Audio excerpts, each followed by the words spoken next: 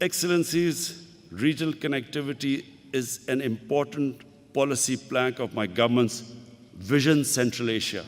Central Asian states are stable and growing economies, which offer big natural energy resources and a market of 80 million people. Similarly, Pakistan's unique geographical location provides the most economical and shortest available sea route for cost-effective transit trade through Gwadar and Karachi. We are developing Gwadar as an energy, trade, and logistic hub for the entire region to deepen regional integration. Commercial activities have commenced in Gwadar since March 2019. We would welcome cooperation between Gwadar and other ports of the region. China-Pakistan Economic Corridor, CPEC, is the flagship project of BRI.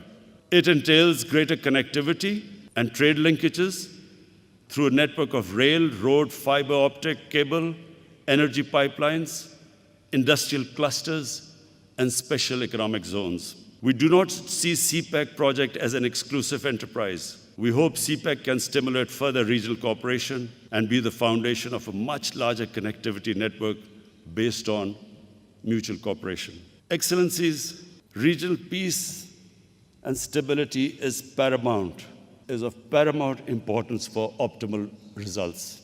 I foresee two key challenges in this context. First is the situation in Afghanistan. Second, outstanding disputes keeping the region fragmented and least integrated for decades. Afghanistan is the natural land bridge between Central and South Asia. Peace in Afghanistan remains the most critical factor in translating this connectivity vision into reality. Our foremost priority is stability in Afghanistan, as it directly affects us. Pakistan will continue to support all initiatives for peace and reconciliation, as well as reconstruction and economic development of Afghanistan. We encourage all neighbors of Afghanistan and regional and international stakeholders to work together for facilitating a negotiated political settlement. Excellencies, I just want to make a couple of comments because President Ashraf Ghani mentioned Pakistan's negative role in this conflict going on in Afghanistan. President Ghani, let me just say that the country that is going to be most affected by turmoil in Afghanistan is Pakistan. Pakistan suffered 70,000 people dead, 70,000 casualties in the last 15 years. The last thing Pakistan wants is more conflict. Our economy is finally recovering from one of the most difficult phases which we've been through. And I repeat, the last thing we want is turbulence in Afghanistan. I can assure you that no country has tried harder to get Taliban on the dialogue table than Pakistan. We have made every effort, short of taking military action against Taliban in Pakistan, we have made every effort to get them on the dialogue table and to have a peaceful settlement there. To blame Pakistan for what is going on in Afghanistan, I feel is extremely unfair. I came to Kabul.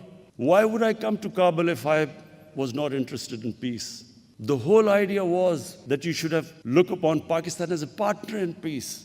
And I feel really disappointed that we have been blamed for what is going on in Afghanistan. What is happening in Afghanistan is over 2 decades of conflict, deep divisions, and unfortunately, the United States seeking a military solution when there was not one. When there were 150,000 troops, NATO troops in Afghanistan, the greatest military machine, that was the time to ask the Taliban to come on the table. Why were the Taliban going to compromise when the exit date was given? And there were only a few thousand American troops left. Why would they listen to us when they are sensing victory? So I assure you again, we had a long conversation I had with President Shaukat last night, how we can, all the neighbors can help Tajikistan, Pakistan, Uzbekistan, how we can all get together and somehow help the peace process and a political settlement. Because it is in all of our interest. All the neighbors are interested that there should be a peace settlement. There are already 3 million Afghan refugees in Pakistan.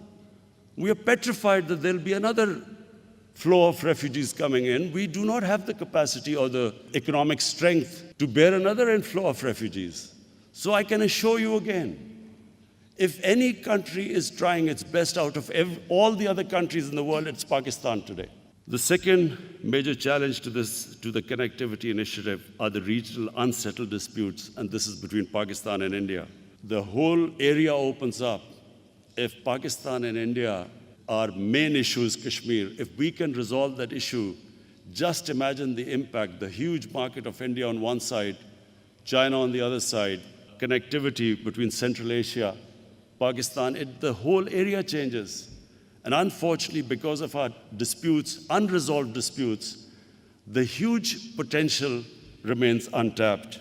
Finally, once again, I want to congratulate President Shaukat and his team on successful launch of this extremely important initiative. President Shaukat, I want to, on behalf of my delegation, especially thank you for the great hospitality you've shown us. The dinner last night where you organized a mix between Uzbekistan cultural show and Pakistan cultural show has deeply touched us because the extent you went to make us feel, to show your hospitality and make us feel at home, I want to especially thank you from all my delegation of your hospitality. Thank you very much.